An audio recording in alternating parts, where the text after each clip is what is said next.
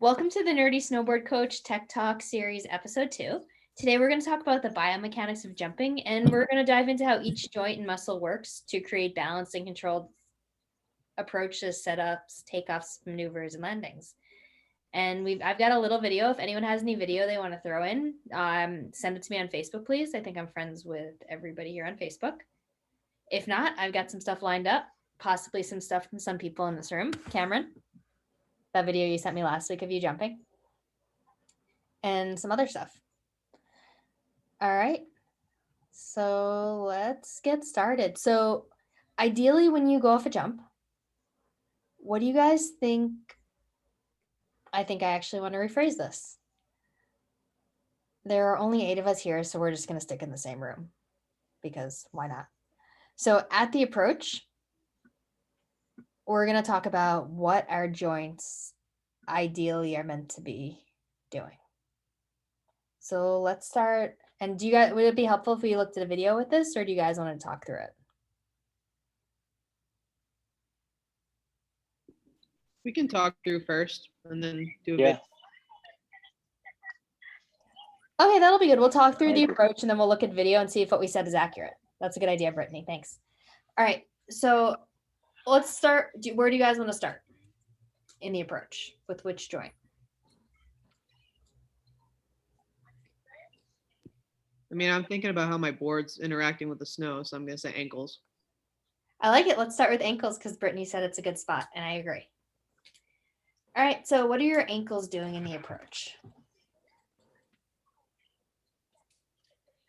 So I'd say for me, like whenever I'm getting ready to approach, since park is not my favorite thing, I always kind of do that, feel like a woosah moment. And in that moment of preparation, I just sink into my joints to make sure that, especially my ankles, that they are flexed, however, very loose in anticipation of whatever I'm going to do after the approach. So flex, collapse a little bit, but in a gentle, calming way. Cool. So I like how you're saying that they're flexed. How much are they flexed? Because loose. I would say, I would go, if I'm in like my normal, I'm just standing on top of the hill being still.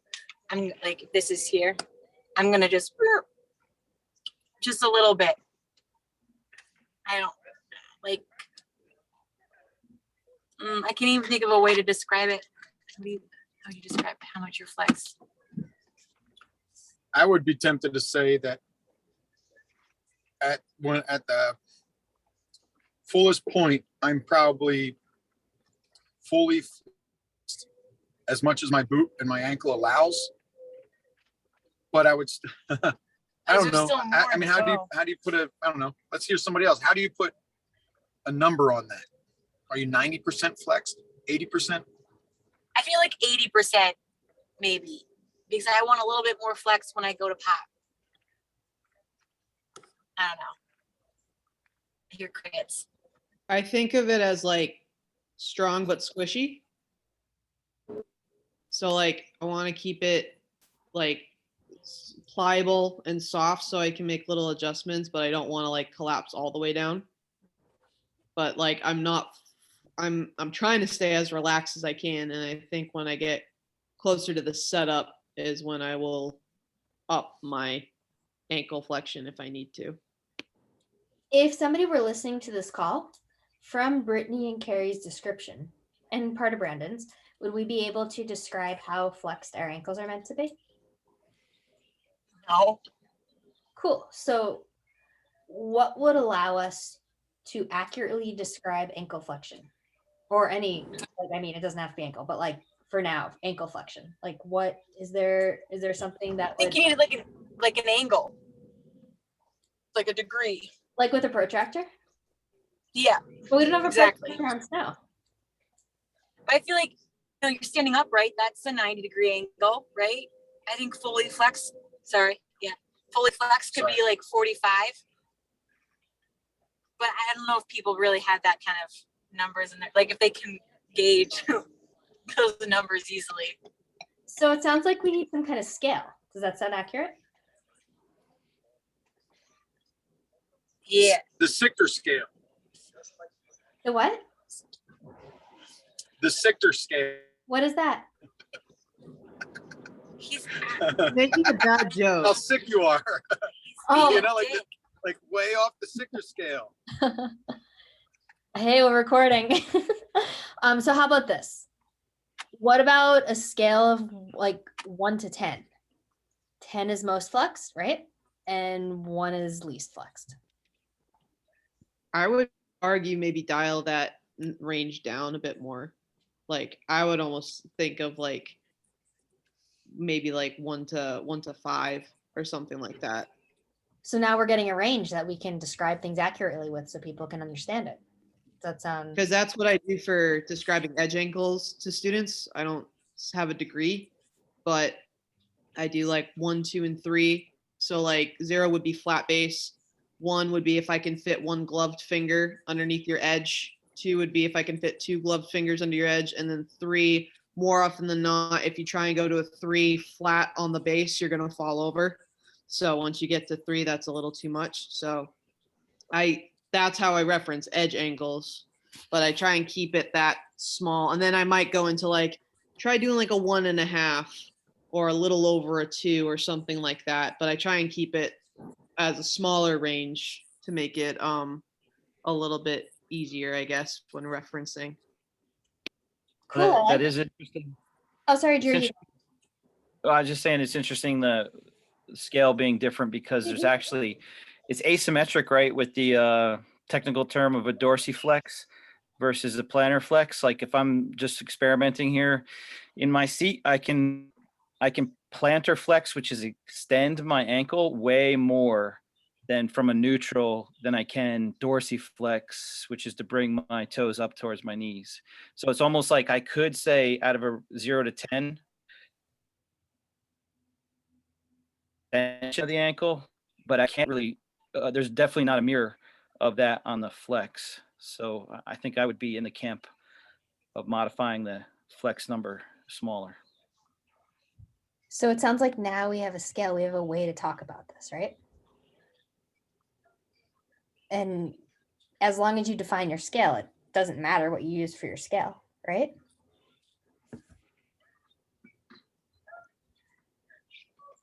So quiet. You guys can unmute if you want. There's only 9 of us here. Or there are only 9 of us here.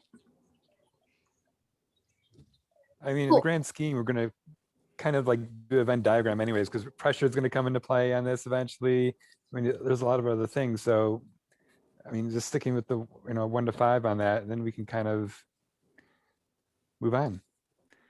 I'm Cool. not trying to rush, but No, that's fine. I'm in agreement. I was just working on establishing a scale for everybody so we could identify flexion. Yeah, the scale is definitely important, but to add to that, it also depends on what your intent is. I mean, you don't want to go full bore 4 to 5 if you don't want to pull up a lot of pop. So that's how I determine how much flex I bring in when I'm first dropping in. Cool. So you're approaching a jump, right? What is your ankle doing as you approach? I think we're going to need a video for this to bring everything into the same frame.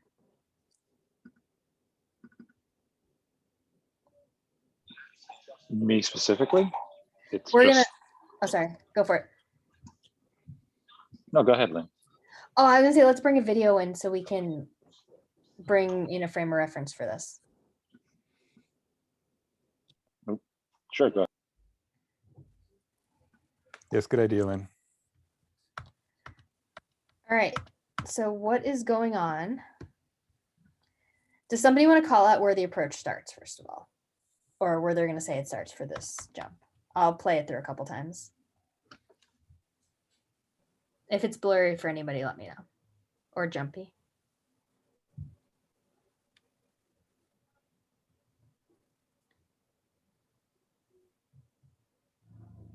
I feel like the approach starts when the individual is no longer speed checking or lining up. Like once they have committed to a specific line, in this video for us, it's really like right where that demarcation in the snow is from dirty to less dirty. That's where I think the approach starts. So No, that's actually the takeoff. like just right about there. I feel like he's straight at the feature. He's not in the air yet. He's on both of his feet and he's moving towards the takeoff. Interesting. So would you say you'd classify the approach as when they're on their final edge, getting ready to take off? Yeah, I think so. When they're no longer making adjustments to their path. I think that's sort of like the Chris Hargrave school where he taught us, he thinks of an additional step, which is the setup before the approach. So Yeah, he, because like here's where the setup is starting to hit here. Right here, Carl? Give or take a few feet. Cool. So if this would be the setup, let's back up to the approach. Let me know when to stop it. Oh, keep going, keep going, keep going, keep going, keep going. I could argue that that the approach starts right at the crest as he comes over, spots the jump, and he starts aiming for it. Because he's eyeballing it here. He's like laser-eyed. Even like this far away, you can see he's like already aiming. He's setting up. It's a pretty I mean, long to me, this approach whole for thing's jump. well, it's No, I'm not. I agree with you. This jump has a long approach. yes, Mhm. yeah, because the pitch is a little flat.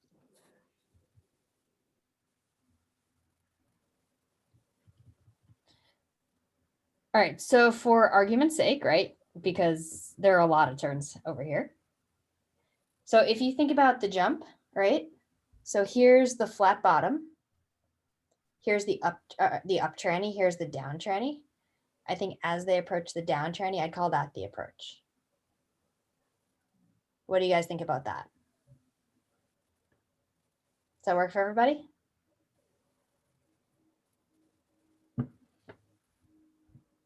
Sure, Thumbs we'll up go if with you're that. good. At least I'll go with that. Say that again with the video running, please. Okay, so well, multitasking. Yeah, I know. All right. Okay, so the way I view the approach is where the down tranny is, like in the pipe. The down tranny is for the jump, right? So right here, Right. he gets the flat bottom, which is right there-ish, right? And then he gets into a setup position in the spot that Carrie and I think Drew were talking about.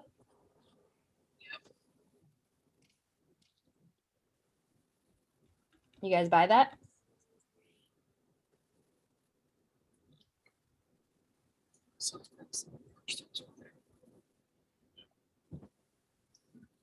I feel like there's a lot we need to define when we talk about this stuff. Well, if you bring in speed, pop, and spin, right? So speed would be a lot of your approach, right? So if you need more speed because it's a larger jump, wouldn't your approach be longer? So that would go out of the realm of your flat bottom. Or using your half pipe analogy, if you're decking out and dropping in, when you drop into the pipe, wouldn't your approach be from the lip, from the drop in? So let's pull it back to this jump rather than the pipe. This jump specifically. So every jump is going to have that flat area. Every park jump is going to have that flat area, right? Right. They're going to have the down area as you approach, the flat, like that one flat point, and then the up area. I Cool. guess that's how it's drawn. Let's see if I can figure this out. I'm trying to get a whiteboard. Does anyone know how to get that quick? Hey, Lynn, do you have the freestyle manual on? I don't have any manuals where I am. I'm sorry. No, but you don't have the digital copy? Not queued up. Okay. Because I think, well, if anybody has that, you should be Can- able to. I can go grab mine. For ATML, that's on there. Well, I Yeah, I can't. can go grab mine. Let me So go hey get guys, it. We hey can't guys, put- time out. Sorry. Let's pull back for a second, and we're just gonna start zooming in on the ankle rather than the parts of the jump. So we agreed that for the purposes of this specific jump, the approach is as they approach the flat area. So let's talk about what's happening with this rider's ankles as he's approaching the flat area of the jump, which is the approach for this jump. Sound good? Sure. Perfect.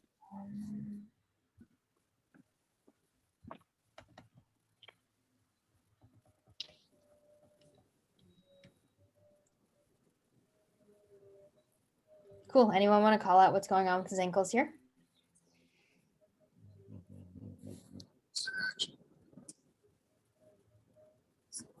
What was fully flexed? What, one was not so much, 5 was fully flexed? So as long as you define the scale, it can be anything.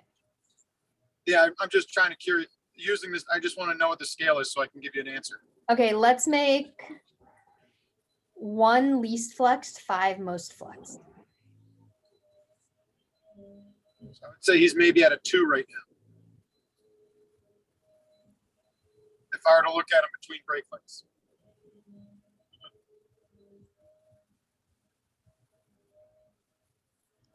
Cool. So want to talk us through what's happening through the entire approach?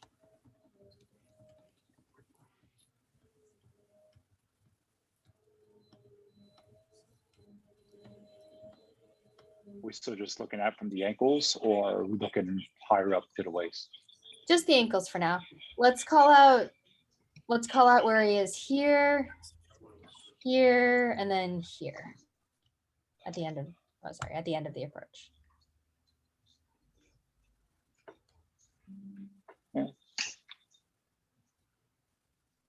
It was just said probably like a 2 or so, right about there at most.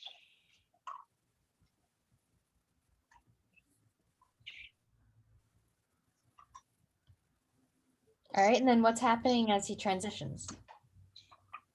Starting to extend out, starting to flatten his board. So he's going down to 1 minus.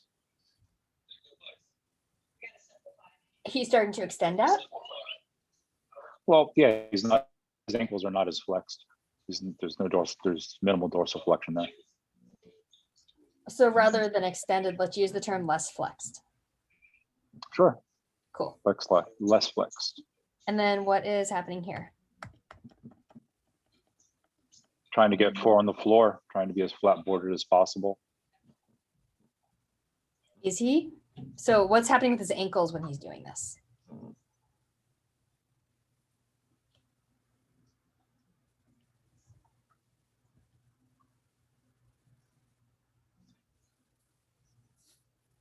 Ankles I are would say loose. he's- Just, Go ahead, Carl. yeah, ankles are loose just so you can keep the board flat. Come up the up tranny on the jump.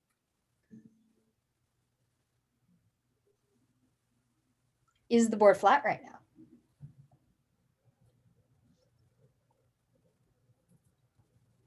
Magic 8 Ball says yes.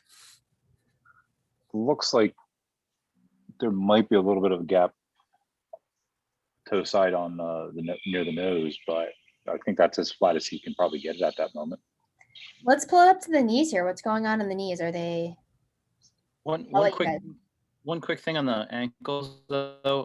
I think there was, I'm trying to use Chris Hargrave's terminology, like a functional tension, like an active retraction on the ankles when he was on his heel side, right? And then I'm thinking he probably is going to be fairly relaxed in his ankles. Those are the feel at that point will go from where you're pulling up to more of that dance that I think Carrie demonstrated in her car seat. So the reason I pulled this up to his knees is, are his knees bent the same or different? Different. He's out. Different. So if his knees are bent different, are his ankles bent the same or different? Different. If his ankles are bent different, then what's going on with his board? Is it He's flat? Twist. On his toes. Is he equally on his toes on both feet? No, How do you I know? feel like he's more on his back foot heel than he is on his toe, but it's hard to tell. So he's like this. But A little bit from, I don't know, I can't see. he just came out of a toe edge, right? He just what?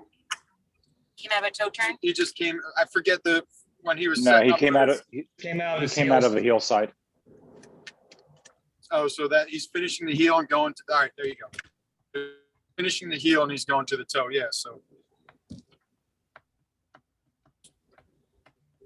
that's interesting.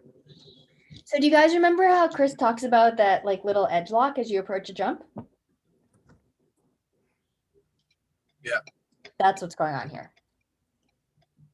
So as a result of that edge lock, what is happening with his ankles in the approach? And we'll call right here the approach just to define. One is more flex than the other. His back foot's more flex at this moment than his front foot. You can see it in the picture. You can see it right there. At least Like that's a the way 1 it and a appears. 2. Cool. Yeah. Awesome. Can we define his knees like that too?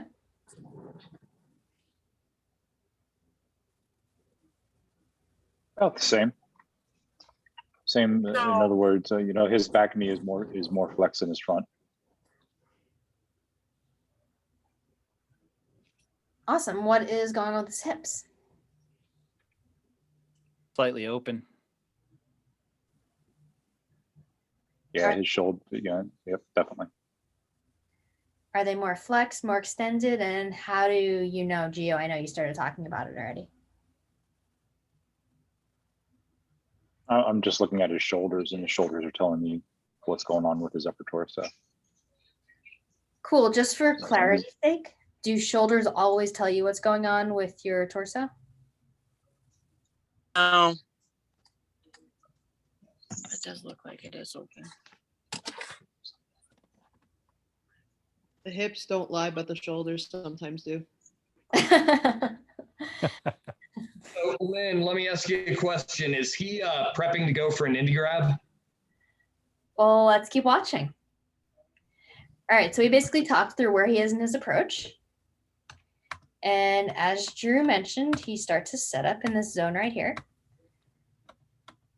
Throughout the setup, I want you guys to decide if he is mobile or in motion or if he's static in his ankles, knees, and hips.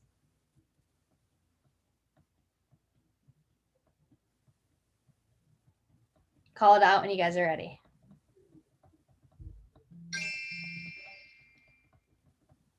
He's very mobile. Cool, what's going on? And he's just coming up, hitting that compression spot. His knees and ankles collapse down a little bit to absorb. Springing down, getting ready to shoot off the lip of the jump. So collapsed as in one spot? It's a fluid. So he's compressing down. He's both absorbing that, hitting the up tranny, absorbing that little bit of change of elevation, balanced, and getting ready to spring as well at the lip. Just like riding up the half pipe. So is he absorbing or is he doing something else? He is actively, forget the term, but like actively resisting, like strong legs, like not allowing himself to get sucked down. Like he might slowly, what is it? Eccentric and concentric motion. So he's actively resisting at that point. But if you just let him, I picture a collapse as just a complete relaxation of the muscles, but he's getting a little lower, but like purposefully while still actively engaging those muscles. So he's actively engaging, he's managing pressure, and he's fighting it, right? So he can stay over that board, and so he can start loading up a certain part of his board, right? So Right. as he goes, oh, sorry, Carl? I was agreeing with you. I said, right. So as he starts his setup and moves through his setup, how would you describe the movement in his ankles? And not just Carl, everybody. You guys are all welcome to answer.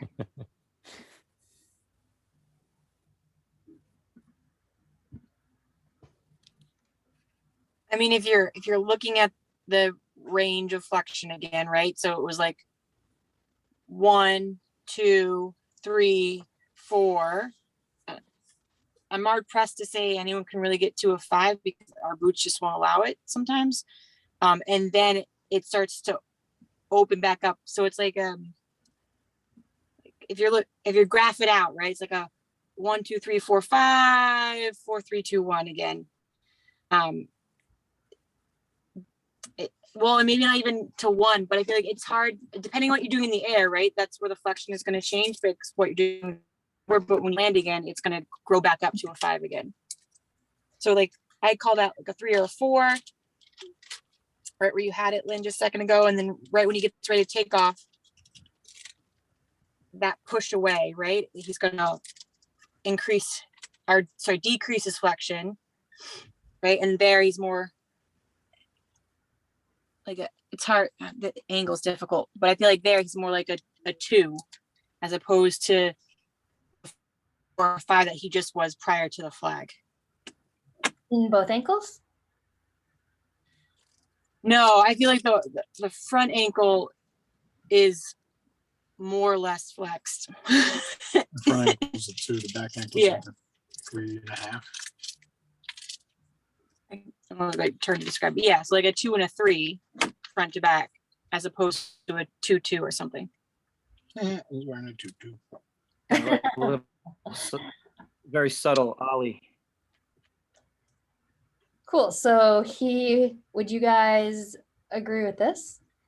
As he enters the setup phase, at the beginning, he progressively flexes his back ankle more than his front ankle as he comes up the up ramp. Once he starts to get to about the middle to the top third of the up ramp, he's less flexed and less flexed. The back of his board is loaded up and he's kind of pushing that board in front of him. By in front, I mean pushing the nose forward to load up the tail.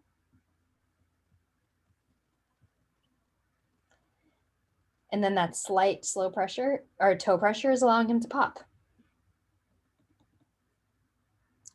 So everybody okay with that? What's happening with his knees?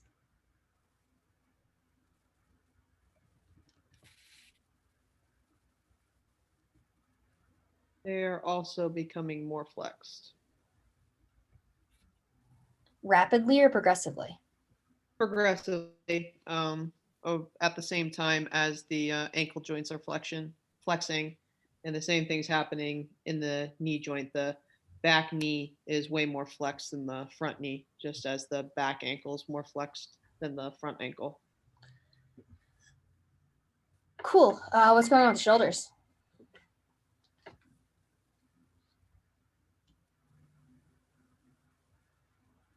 I feel like they've kind of been hanging out in the same-ish spot, like slightly open to downhill. But I haven't seen too much change in it. It looks like he keeps his shoulders kind of in the same spot throughout the approach and setup and takeoff. And I see as he gets to the lip, he's dropping that front shoulder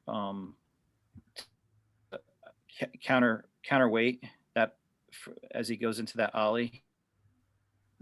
So that's effectively loading the tail. It's subtle, but it's slight. And I think where he was open right at the beginning of the setup, I think he closes his hips and shoulders. So he makes a quick adjustment when he compresses down, so that his hips and he opens a little bit here, but that lead shoulder is definitely counterweighted, dip down. would you use the term closed or is something else going on?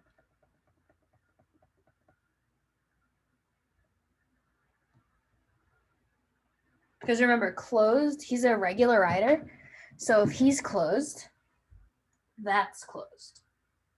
This is neutral, and then that's open. I think it's just like dipping down a little bit like an airplane wing, just like tilting down a little bit, because obviously our shoulders can rotate this way, open and close, but they can also tip and drop. Is it tipping and dropping though, or is it matching something?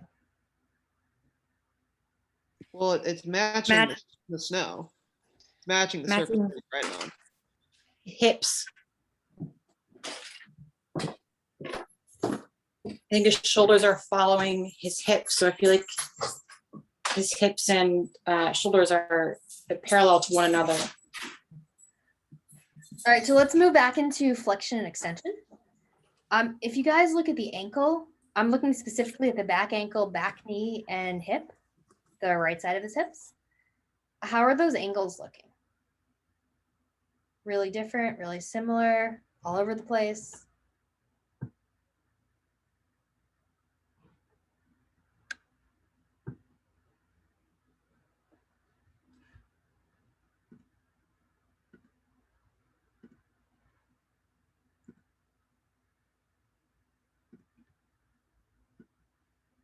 Oops, that's not a line.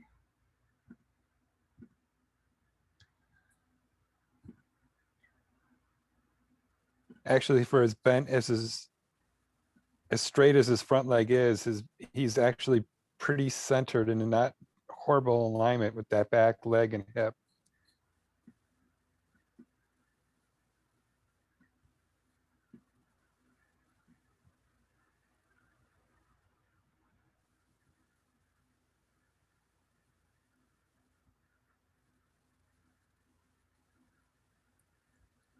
Make sense?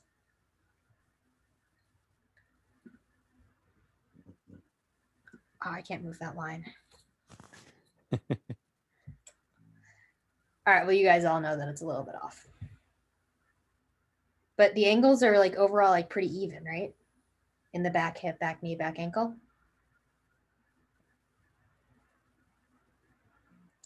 Yes. That's fair. Yeah. All right, let's keep going. Hey, Kevin, feel free to add anything if you've got anything to add. I know you have tons of experience with analyzing this kind of stuff. Whoa, I just learned something really cool. If you drag along the trackpad, it lets you pull the video along. Can you guys see that clearly? Yeah. All right, so here's the takeoff. What is happening at the takeoff?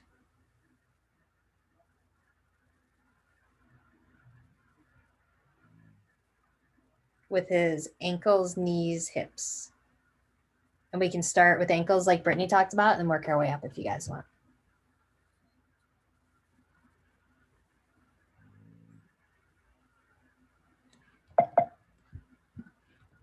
I mean, the ankles are actively unflexing, so he's pushing off to get that pop at the lip there. What's he pushing off of? In his body or within his body? Sorry, what was that? You kind of broke up on my end. Sorry. What in his body is he pushing off with? I mean, he's pushing off mainly through his back leg.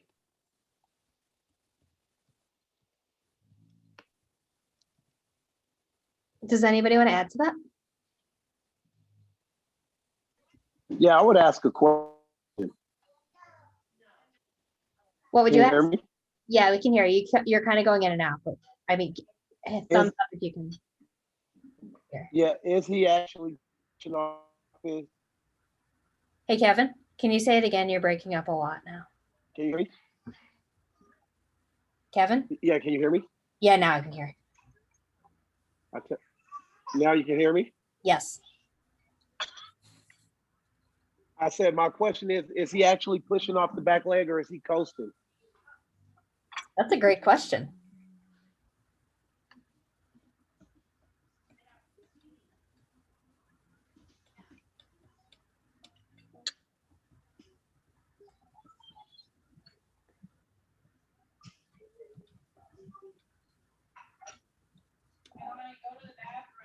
Yeah, I guess he's Since you just mention it, since you on back leg.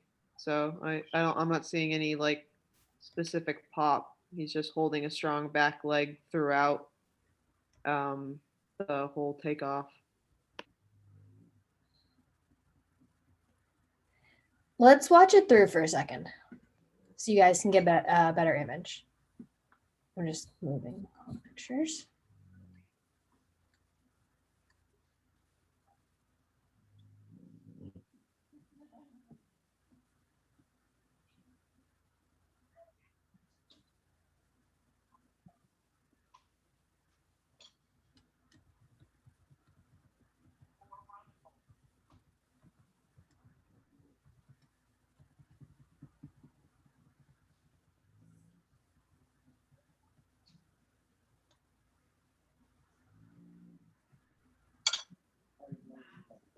Anybody want to add anything to answer Kevin's question? Yeah, he's actually not popping off of that back leg. It is a drag, and thanks for pointing that out, Kevin. It's trying to get that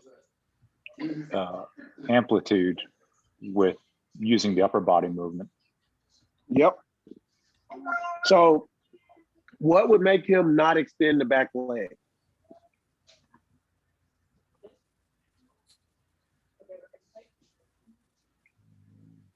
I'll give you guys a clue. What trick is he trying to do? The Nose nose grab. grab, because if he pushed off on his back leg, would he be like too out of position to get the grab in? No. What is the thing that people forget to do when they're going for a grab off a jump? Bring their legs in. He's bringing his. They become active. Most of us do it a lot of the time and you don't realize it. Instead of actually popping and using the energy to bring the from the extension to then retract your leg. When people are grabbing for whatever reason, most of the time it's an upper body movement to get that extension, typically out the hips as they reach with the upper body. And if you watch, is this Steve? Yeah.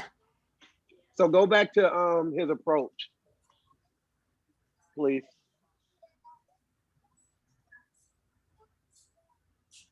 All right. So you guys see how flexed he is, right? Right before he flexes, Lynn. So a little bit for go forward. Forward. Yep. So right there, you see him start to flex a little. You guys see the chest and hips come down a little.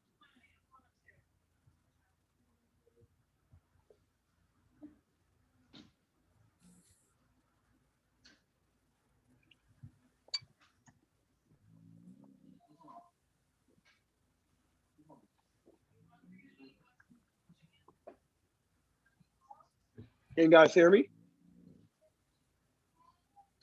Hey guys, say something if you can see what Kevin's talking about, please, just so he gets that verbal feedback. Yep. Something. All right. So Sorry, you guys can see the minimal flex, right? But you can see where the flex is coming from. Yeah. His center of mass is where? Fore or aft? It's aft. Yeah. He's already prepping for I could have probably assumed he was going to go for some kind of grab with the front hand and the front foot by his body position. He's already getting set so that he's in position to grab that, drag the back foot, retract the lead leg, and then his hand is right there so he can reach that nose grab. Also, the thing that'll show you that he didn't pop is watch his trajectory off the jump. I use this when I teach my athletes, my border cross athletes, to coast a jump instead of pump or extend. It's almost like they're retracting and sucking their legs up. So it sends them low and out instead of up in that rainbow type trajectory. Look at his trajectory.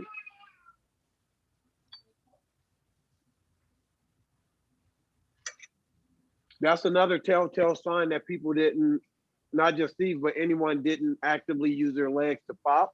The trajectory is vastly different.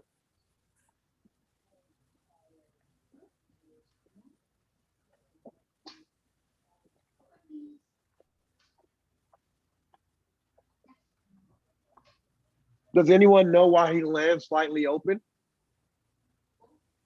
And his board is pointing, instead of down the fall line, it's almost at like a 45-degree angle when he lands. I'd say probably because he came off the jump open. Yeah, so Lynn, go back to the approach again.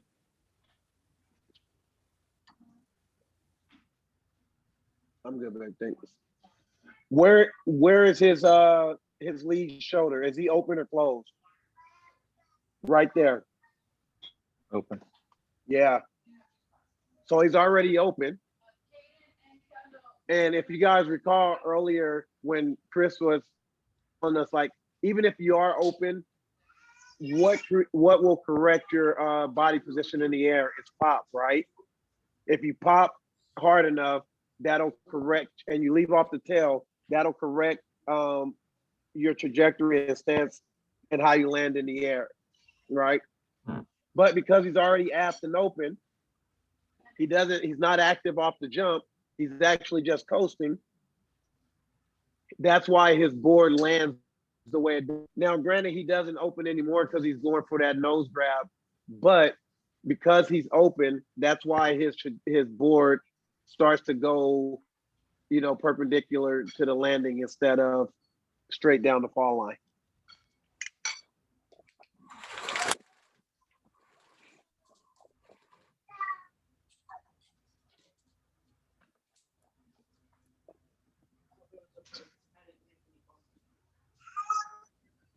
Chris, it's good, hon. You guys see that? Yep.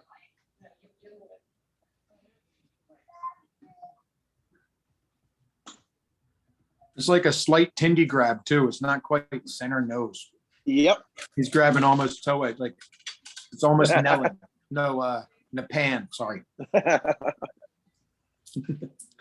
This place is open.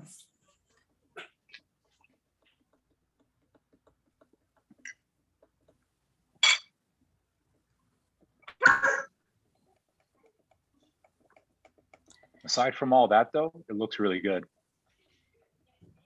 Oh no, it's totally awesome. I mean, look how he gets that board retracted.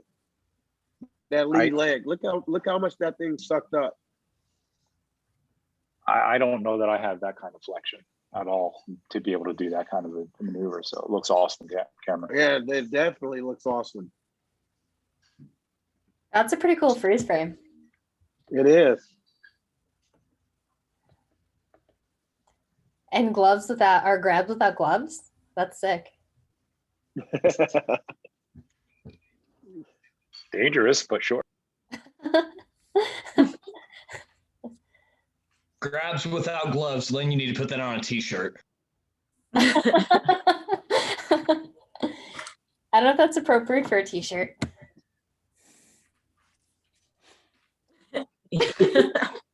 Can't even. It depends. It's gonna be a no comment. It's a no comment. Just be It quiet. depends on where you put the hands, We right? should probably change the subject right now because this is recorded.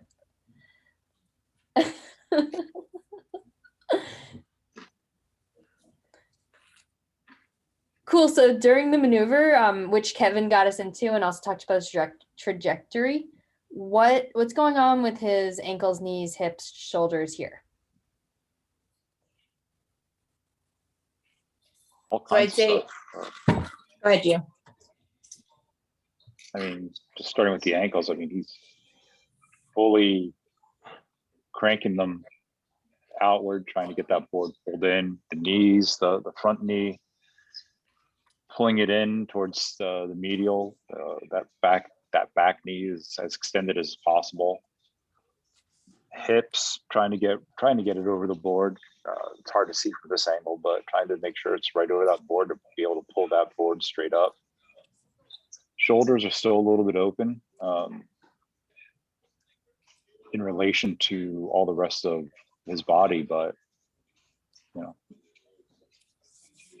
again, it all looks really good in general. Yeah, there's lots of good stuff going on too. Like the range of flexion, right? So I'd say the whole front half of his body is going to be flexed at, a 5. Ankle, knee, hip, everything is as flexed as that maximum scale goes, while on the opposite side of his body, we're as little flexion as we can get out of our ankle, our knee. I mean, I can't tell from the angle, but I feel like his hip there is pretty, it's not perfectly straight, obviously, but it's pretty open.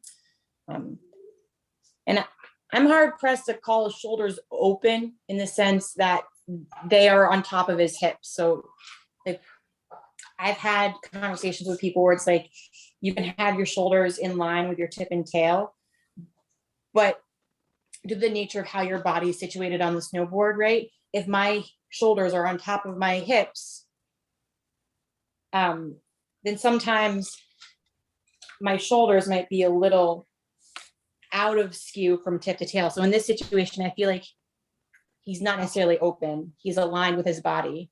It just means that his body is not necessarily aligned with a snowboard. It could be a little ajar. That's fair. So he's aligned with his body? How would you I mean, his shoulders and his hips. Like, I don't think he's open, I guess is what I'm trying to get at. Do you know what I'm saying? Well, yeah, it's like you're reaching, I mean, he's reaching for his nose. So there's a little bit of, I don't know, doing homework.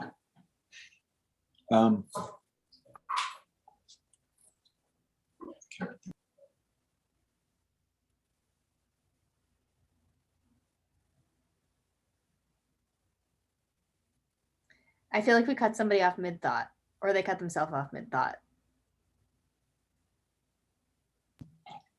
We're good in the cookhouse.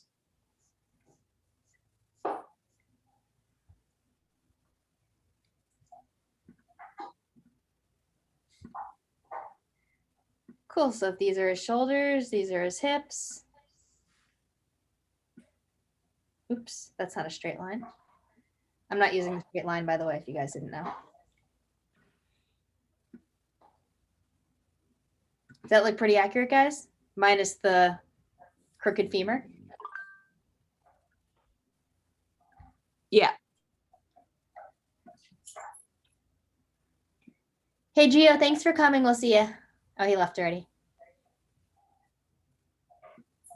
Oops.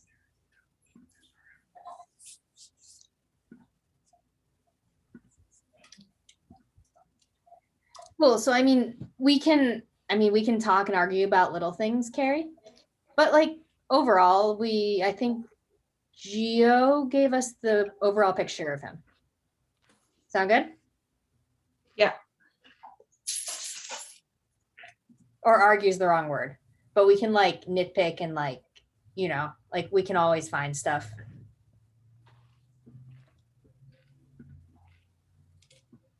So let's take a look at his landing.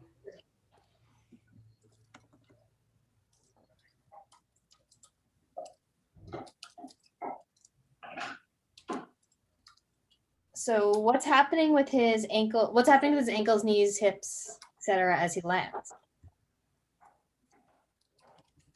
Reaching for the snow with a full, as little flexion as he can in those joints to get to the snow sooner.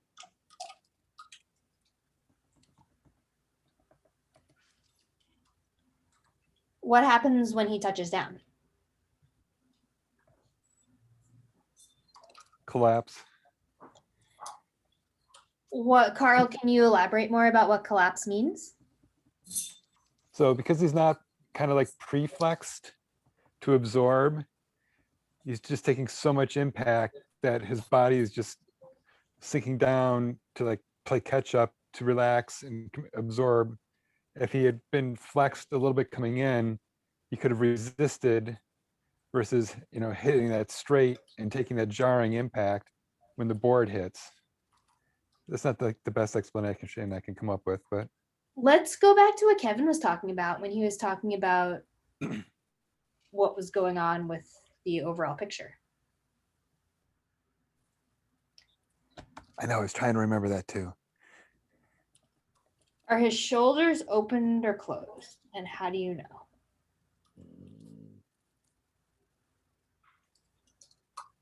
Or neutral. Neutral's allowed. They're still slightly open, and you can see that his left shoulder is looks like it's just over his excuse me, his right shoulder is over his right foot. And then Oh, and you can tell from the angle that he's landing, right? So he's not landing perpendicular to the takeoff. He's landing at a slight angle, pointing towards the trees as opposed to down the fall line. And since his shoulders are open, it's just twisting the body all the way down to his feet. And you can tell part of that is coming from the arm movements he had to do in the air to get out of the rotation he was in coming off the jump. So his arm movements got him out of the rotation?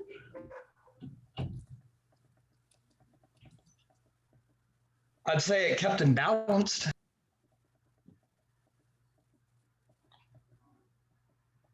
Is there something maybe like a little bigger that might have helped him stay balanced?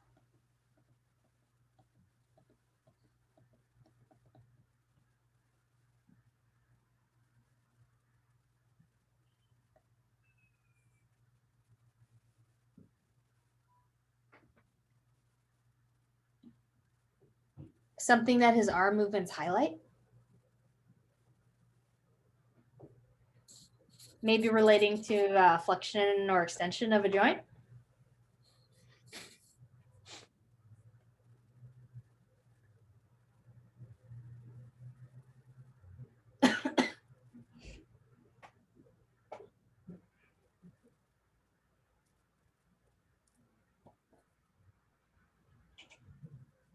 Sorry, I was on mute. At which point, Lynn, in the air or when he touches down? It's up to you.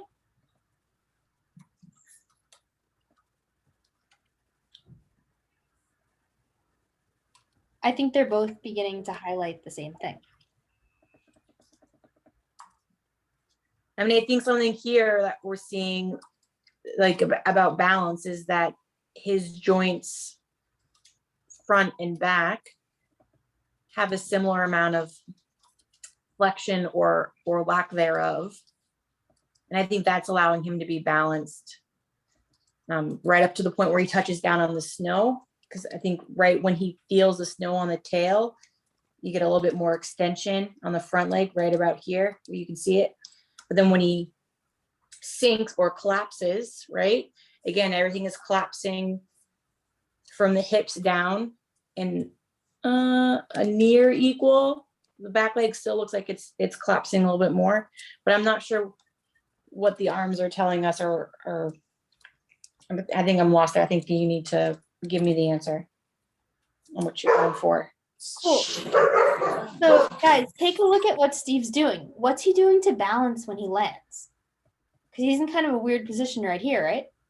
Tail first landing, like Cody talked about. And like somebody said on this call, he's not pointing straight down the landing. He's pointing kind of a little to the left. What part of his body is he using to correct that movement? You can see it right here. So that he starts to point straight down the hill and balances his weight more evenly. Ish. Shoulders. Where, or tell me more. So, I mean, he had that huge correction. So his balance, I mean, it's just funky. I'm having trouble. Carrie was having trouble. I think, I mean, it's like, Yeah. I mean, he did that huge move with the arms, I mean, whipping him around, rolling the windows down a little bit. I mean, there wasn't a lot of space to do a lot of rolling. But he did that huge move and that's coming down and that whole compression is driving through with that upper body. So it's got to be coming through the shoulders. Where is an adult male center of mass? Chest. Cool. Belly button. Oh, center, wait. Center of mass is Woburn. Center of mass is what? I'm sorry. Woburn, What's that? Massachusetts. Never mind. Oh, dad joke for the win. Sorry. No, you're totally good. So if he's pulling his center of mass down like that, right? Right. He's making a big balancing move. Yeah, because those arms swinging was like, I mean, he must have just felt really off balance because I can't see.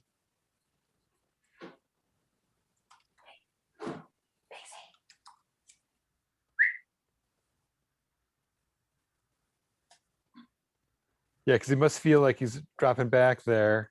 You kind of see that hip pivoting back a little bit. See the point of that left hip starting to rotate back a little. So he must be feeling off balance, and that's why it's like, okay, got to roll the windows down and bringing it back. You think he can feel that board turning slightly towards his heel edge in the air? That's another thing I can think Yeah. is why he had to make that huge move, swinging those arms and bringing the shoulders over.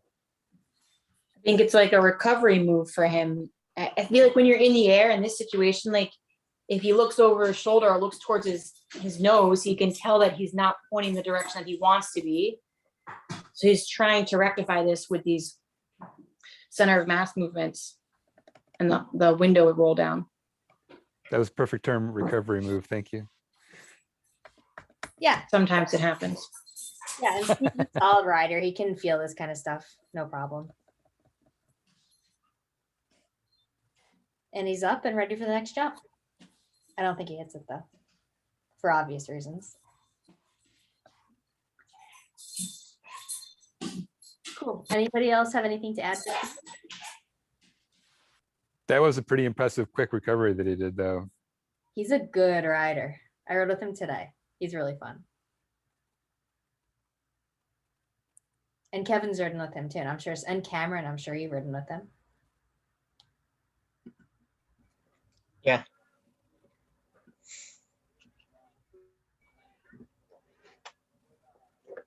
Cool. So what's everybody thinking? Does anyone have anything to add for this rider? Or do you guys want to move on to somebody else?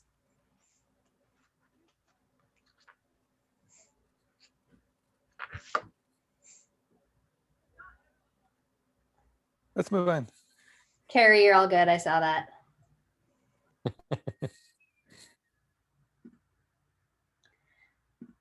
All right, I'm gonna give you guys a choice. We've got Cameron. We've got a more of a beginner rider, the kid Steve was teaching that day. I've got some video if you guys want to see that. We've got one of the trainers at Timberline on video. And we have 3 videos that I didn't label, so those are going to be a surprise. Do you have Cameron taking the hit? I do not have Cameron taking the hit. I saw him up there, and I think I went, and he waited a little to go, and I just kind of went to the bottom.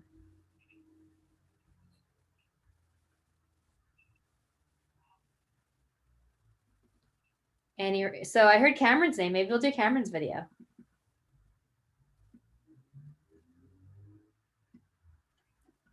That sounds good. We always make you the sacrifice, so. I mean, I want to share. I want other people to get a turn too. Exactly. Anyway, Cameron went through the effort of sending this video. We might as well use it. I think this is from winter, not from summer. I'll play it through a couple times, then we can start breaking it down. Everybody good with non-blurriness?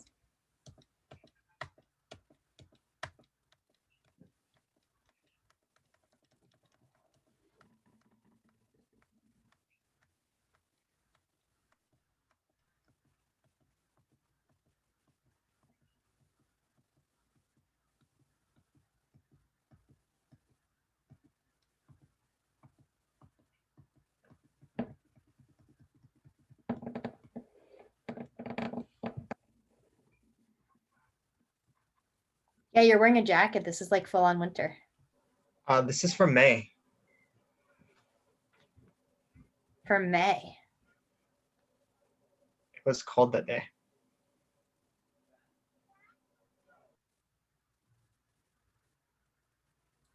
Actually, no, it wasn't cold. It was snowing. I mean, we had some really cold days in June.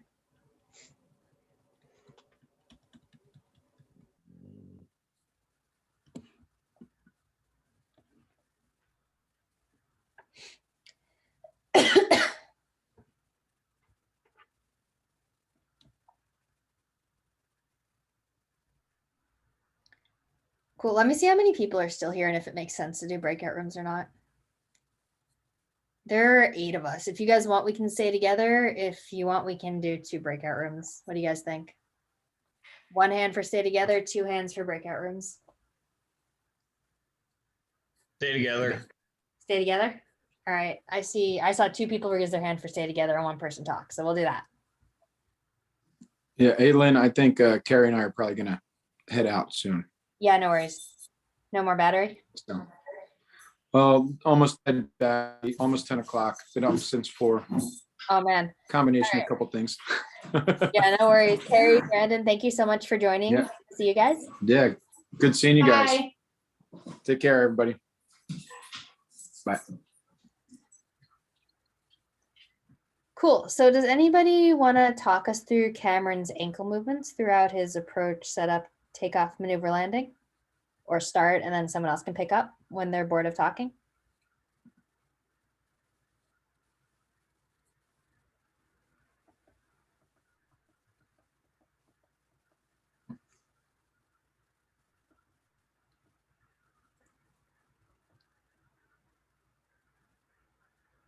And Cameron just looks really relaxed. Nice, easy rolling approach. Just letting the snow feather. So he's going just through a slight range of motion, just to keep everything focused, balanced, aiming right in for the jump. Cool. Can you tell me more about the range of motion? Maybe like define it? And you can do ankle, you can do whatever joints you want to talk about. Just if we define it, it'll help us understand it. Sure. Yeah. I mean, right now, like front ankle, front knee, probably like 1.5, probably like a 2.5 for the back. So just a wee little bit back, but still not too bad of a difference. The angle of the makes it look a little worse than it is, I think. Getting ready, setting up. Yeah, just a wee little bit back, but not too much. Set up, take off. Little flash. Is he taking off like Steve took off, or is he taking off different? You got a little bit of a launch where Steve just kind of like shot off. Cameron definitely got like a little bit of a cut, just like a little boost. He didn't do like a full on ollie, but he did get like a little push off the back foot. So we got like a little bit of arc. Knees and ankles are soft. He comes So- in for the touchdowns. Can you pull some can you define soft? Like what's going on in terms of flexion, extension? So probably like a good 3 to almost 4 for right here. Keeping it down for the extension, probably like a 2 to a 3. So that when the board touches down, he's able to sink down, absorb with the strong muscles. So because I'm sorry, you go. yeah, so the flexion allows him when the board comes down to absorb instead of with the straight legs and just smacking and then having to catch up. Cool. So let's break down that flexion and extension a little more. So here we get 2.5-ish, because I know he's got a bigger range of motion, but it's a small jump. So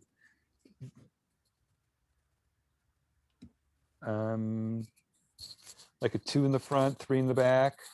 And you can jump into rotary a little too if you'd like.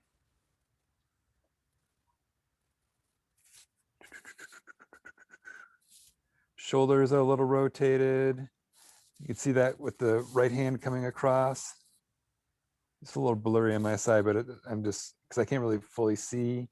because the jacket's kind of blending in with the trees, but with the hand being up there, the shoulders have got to be rotated a little bit. Hips twisted back just that little bit, so you can see that counter motion coming up through the hips, the back leg, with the front leg a little bit straighter. So you can see that little bit of rotation with the upper body, but you get to the recovery once it gets up in the air. So I'm gonna throw this out to everyone. Do you guys notice how you can see his goggles? Kind of like this, looking straight down the hill. Yeah. And you can see his left shoulder, right? Because he's a regular rider. Mm-hmm. If you can see his left shoulder from the side, is he slightly rotated or very rotated? Yeah, he's pretty rotated. You can also add the fact that you can see his right hand sticking out as well. Yeah, that was a telltale for me. I'm gonna try hard to keep this PG. Sometimes hands sometimes hands stick out in weird places. Lynn, you're being recorded. Hands are not always the indicator. Does that make sense? Like sometimes I might ride with my hand like, you can't even say, with my hand like this, even though it's not doing anything, it's just like that. Yeah, but if you look at where his right hand is, the angle of it with where the arm is coming through, there's got to be rotation. Yeah. Even if it can't see, because I can't super clearly see the shoulder, but it's got to be, for his hand to be sticking out that far, there's got to be the rotation. I mean, I can see it if I like really zoom in. So in this case, I agree with you. This is his shoulder, the pink circle I made. Mm-hmm. I'm having a really hard time seeing everything right now. Everything just kind of, oh, okay, got it. This is his goggle lens, right? This is his arm, hand. So that and that are why I would say what Carl said. And it totally is valid. That was just like a cautionary thing. It's not, hands are not always indicative of what the body's doing. So if like someone's like, his hands are like this, they'll be like, tell me more. Make sense? Perfectly. Cool. No, because I could think of people who ride with some weird hand positions. So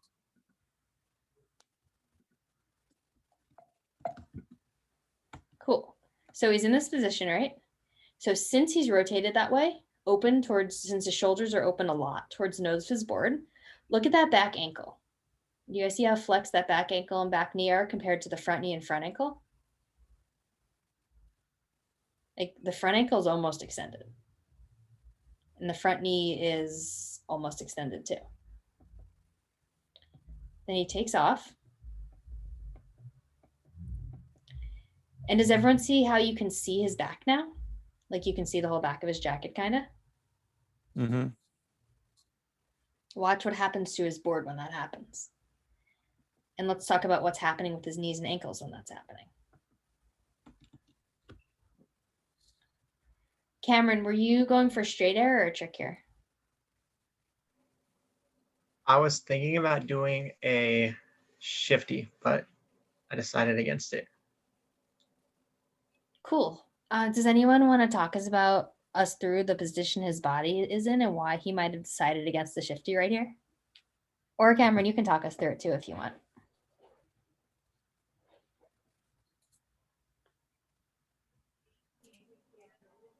At that point, it was too late.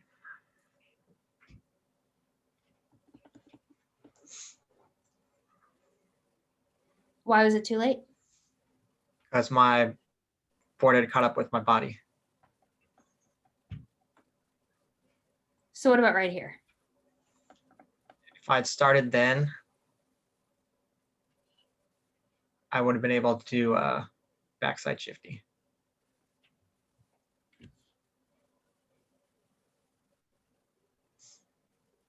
Closing off the shoulder, getting the board to rotate, and then rotating back.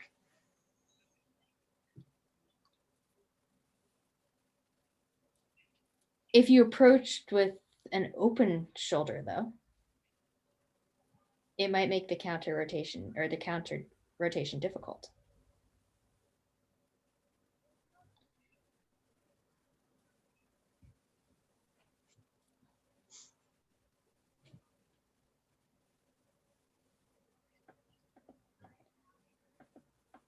So right here and right here, this is not English, but I'm going to say it anyway.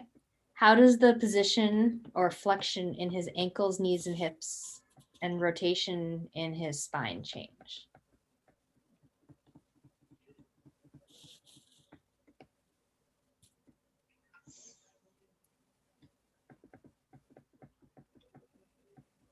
And if you'd like, you guys can pick one to start with.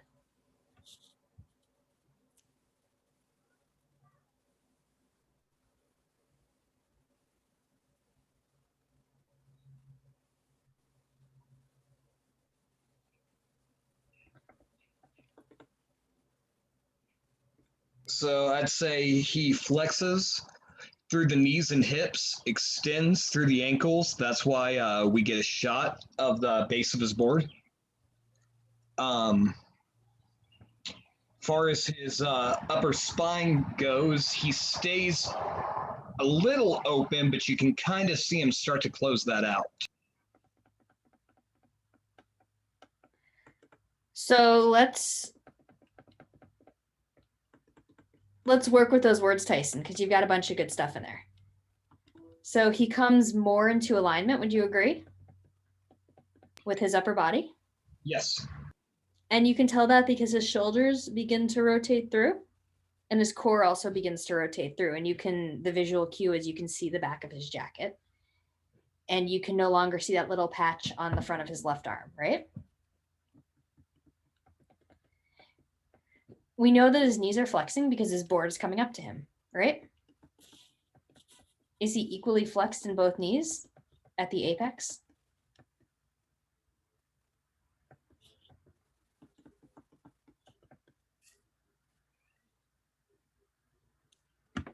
And I know it's hard to see, so you have to. I'd say he's a little more flexed in his back knee, but that's just because of how his hips are oriented. Cool. What would. If you look at the orientation of the board compared to his shoulders, that also confirms that. I like it. So lots of clues to tell that the same thing's happening. And what about his ankles? Tyson mentioned that they were slightly extended.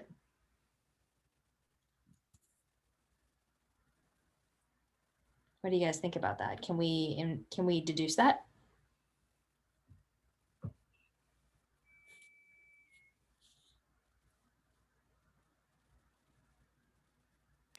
I'd say if he was flexing his ankles along with his knees, the base of his board would stay flat above the snow.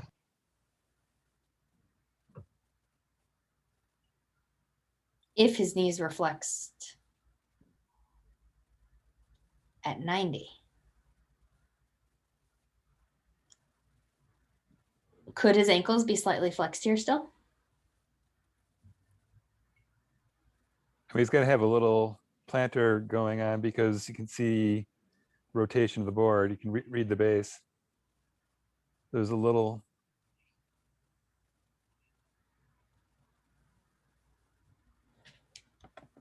But for the most part, the ankles are pretty much just kind of like hanging out right now. Anticipation for the landing. I feel like they might, and I mean, you could, I think you could make an assertion either way. I think they're more neutral. The reason I think that is because it seems like his body, his chest, where his center mass is tipping a little bit, and it's causing his board to do that as he pulls up his knees. Just flash the base of the board quick. Mm-hmm. And then he's straightening up. His ankles are more neutral position, right? And then he's slightly flexing into the landing with his back ankle. Then also slightly flexing with his front ankle, and his knees are following in sequence.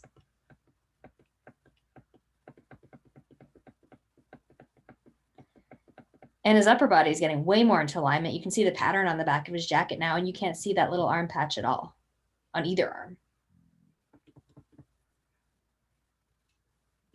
as he lines up for the next jump.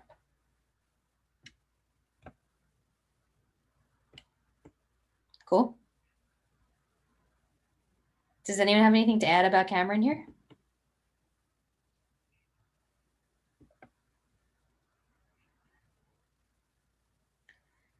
Well, everybody's thinking, a couple days ago, I saw Cameron in the pipe, and I want to get video so bad. He's improved so much, and it's awesome.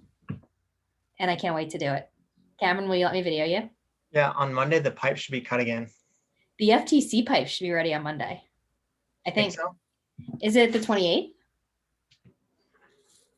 Yeah, the FTC pipe opens the 28th, apparently. Yeah, we can get video then. Yeah, we should get some video on the 28th, 29th, 30th, because I am booked on the 1st, 2nd, 3rd.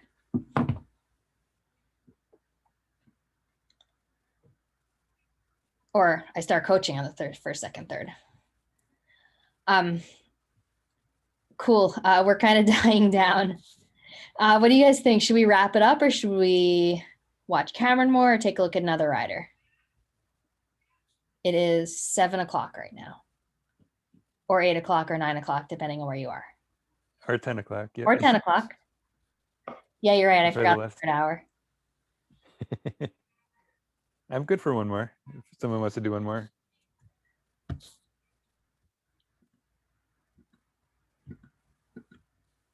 Apparently. It's like the summer doldrums.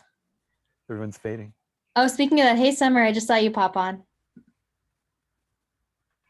Hey, I've been listening for a while, actually. I just have been on mute because we have an event here this weekend and my dog's barking a lot. Yeah, no worries. You're totally good. Thanks for coming in. I know I texted you a while ago. I figured you jumped on then and I just didn't notice. Yeah, I've been listening. Sick. Oh, need to mute this.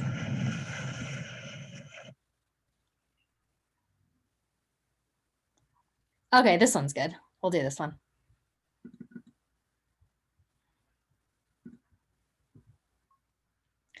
All right, we're going to mix it up a little bit as I look for the screen share button because I can't find it.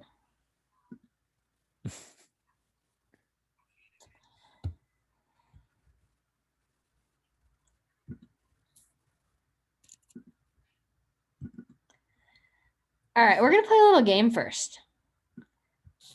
It's so pretty. I don't know where to stick this. I want you guys to see the background. So this is Jake. He's a pretty new rider. This is his, I think 6th day on snow ever. He had 3 days a few years ago, and this is his 2nd or 3rd day this year.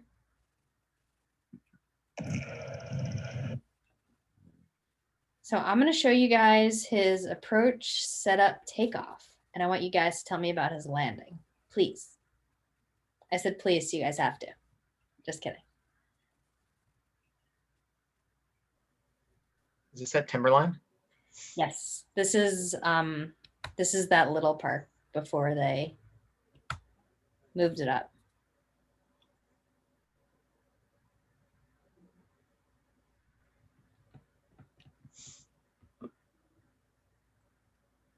Cool. So what's going to happen? How do you know? And please make it joint specific.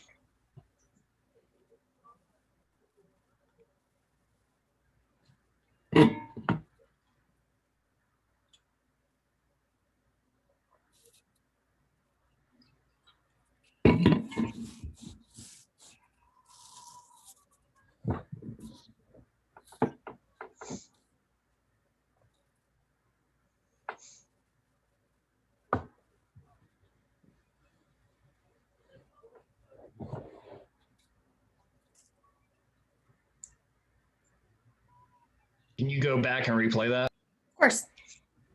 I'm not going to do it from the beginning, though. I'm going to jump a little bit. I'll start from here. You good with that?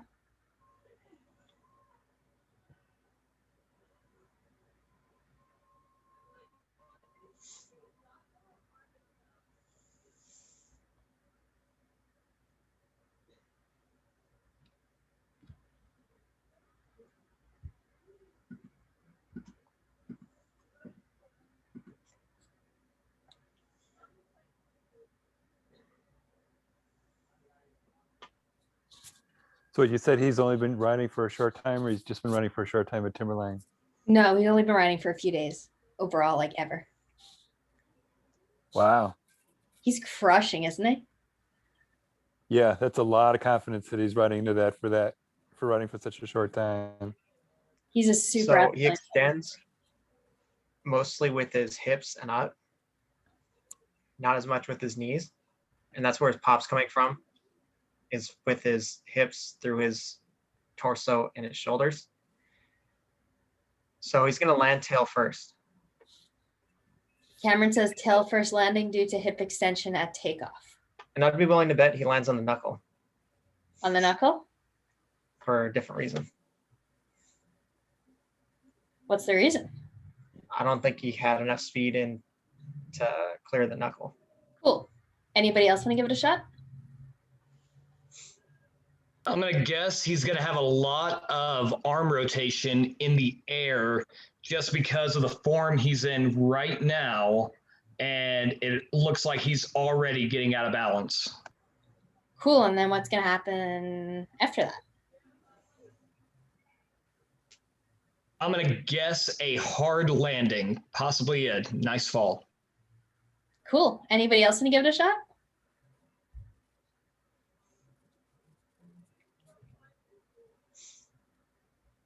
Carl, give me a thumbs up or thumbs down. Either way is cool. I'm gonna vote with Cameron. All right. Should we play it through? He's flying. Look at his arms.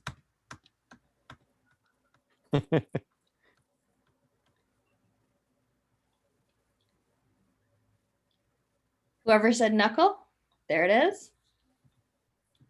Did he clear it?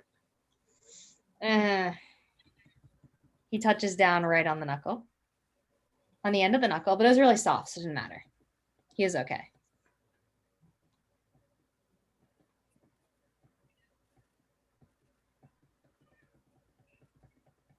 Hard landing. On his butt. Nice job, guys. And that's why I wear park pads. This kid's tough. I think he's like 16. He's a football player. He's a good athlete. And he was having so much fun. He didn't even care he was falling. Yeah.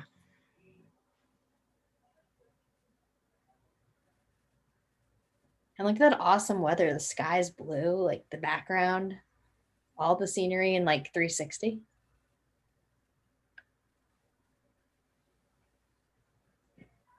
Cool. So Cameron and Tyson, you talked about certain positions that he was in. Where did they start?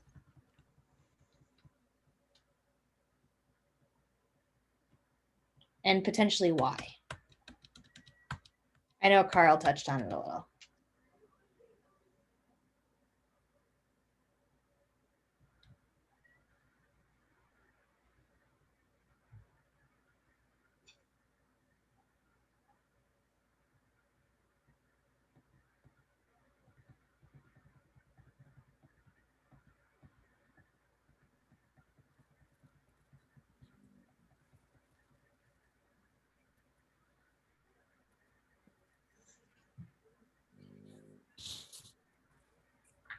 So coming into his setup, he was more flexed at the waist than, say, his knees and ankles, which caused him to pull his center of mass from his core probably more up into his chest.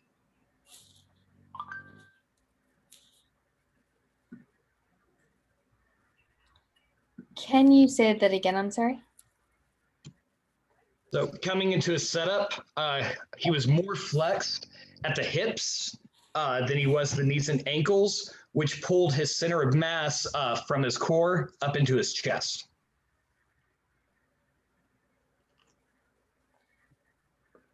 Cool. So a person's center of mass is generally static. It's just the way a person is made. But something is happening from his hips through his chest to his shoulders.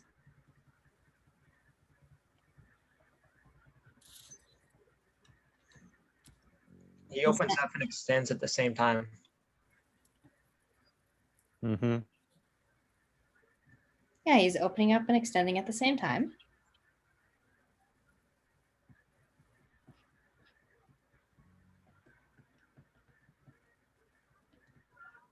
Back knee is more, black knee and back ankle are more flexed than front knee and front ankle. He's looking straight downhill now, which tells us his spine is rotated towards the nose of his board, almost downhill.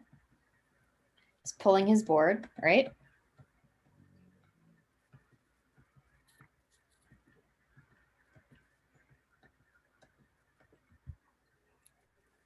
Were you guys able to see his front ankle right before he landed?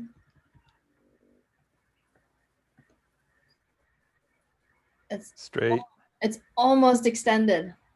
I've been looking for ankle extension while snowboarding. It's hard to find. It's almost extended. Back ankle is more neutral. Back knee is flexed more than back ankle. Would you guys agree with that? Yes, but his whole body is so out of position. It's like almost a right angle. Oops. It's the second line. It's this line right here.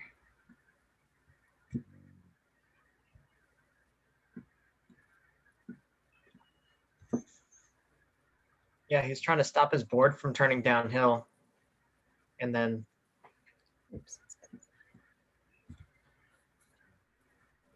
Yeah. So being a newbie, he's probably used to on his jumps coming down, either landing flat or hitting on that toe edge. So hitting on his heel side edge, his hips rotated back, and he's rotating further, right with that takeoff. I mean, if it was like a little bit bigger jump or a little bit longer, you would have seen that, you know, a 90-degree rotation coming because of the way he took off, launching, extending his body, as Cameron said.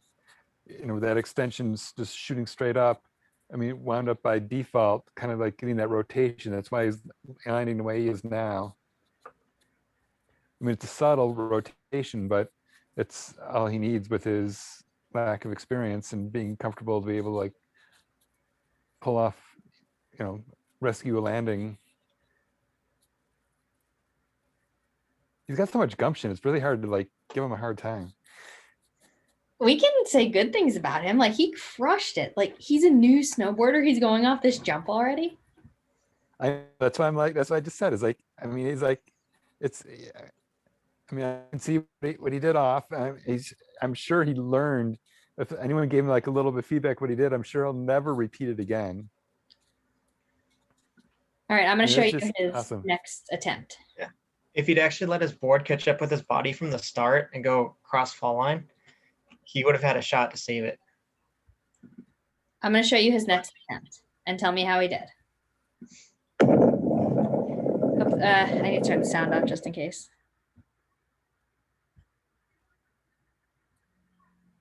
I had a hard time standing up, but let's check out the jump once we get started. Can everyone see it okay?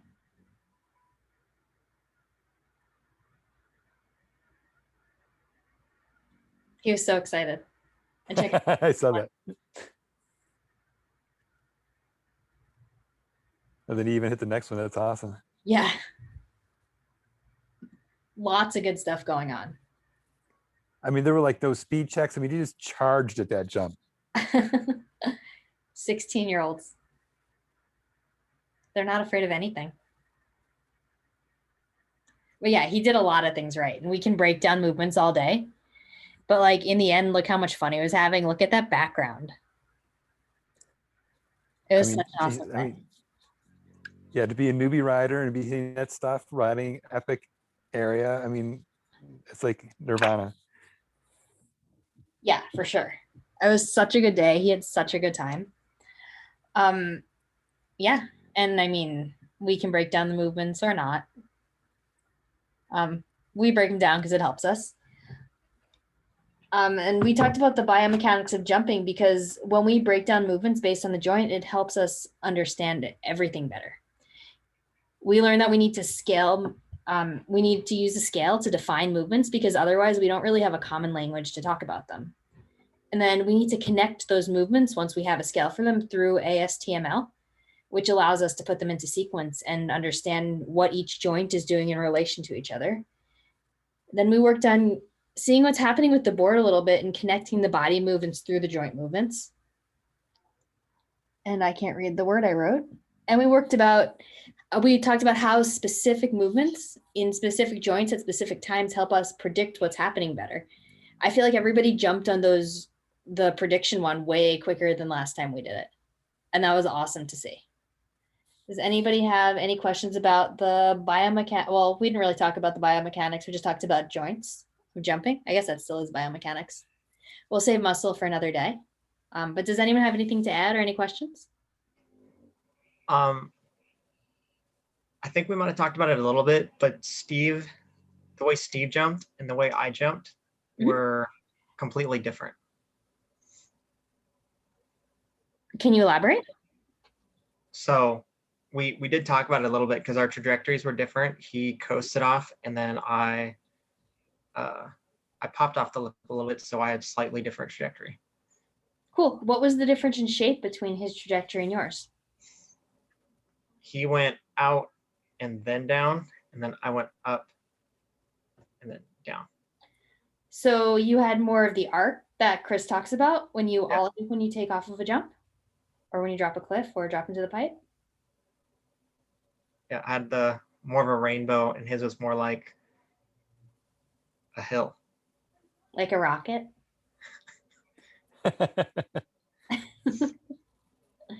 Yeah, and sometimes we pop more, sometimes we pop less, or sometimes we don't pop. And we do different things based on the way our body is, based on what joints we're using. And analyzing helps us work through it and work towards being better at it. Do you have anything else to add on that, Cameron? That was a really good point. No. Cool, thank you. Does anyone else have anything to add?